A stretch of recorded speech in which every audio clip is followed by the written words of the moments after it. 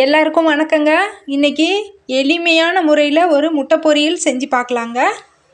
இதுக்கு எதுவுமே போடுறதில்லைங்க. வெங்காயம் தக்காளி அதெல்லாம் எதுவுமே சேர்த்துக்கலைங்க. நான் இப்போது ஒரு வானல் வச்சுருக்கிறேங்க அடுப்பில். அதில் ஒரு 3 ஸ்பூன் எண்ணெய் விட்டுருக்குறேங்க. 2 முட்டை உடச்சி ஊற்றி வச்சுருக்குறேங்க. இப்போ இதில் சேர்த்துக்கலாங்க.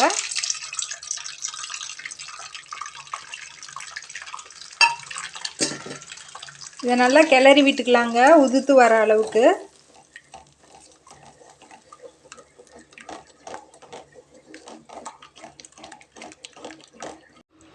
உப்புத்தூள் நம்மளுக்கு எவ்வளோ தேவையோ அவ்வளோ தூவிக்கலாங்க.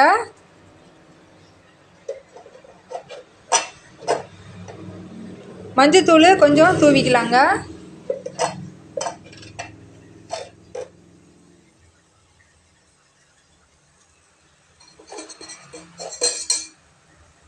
இது மசாலா தூளுங்க, பட்டை லவங்கம் மசாலா தூள். இது கொஞ்சமாக தூவிக்கலாம்.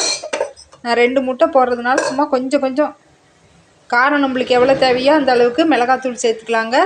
மிளகுத்தூள் கொஞ்சம் சேர்த்துக்கலாங்க. இப்போ இதை நல்லா வறுத்து எடுத்துக்கலாங்க.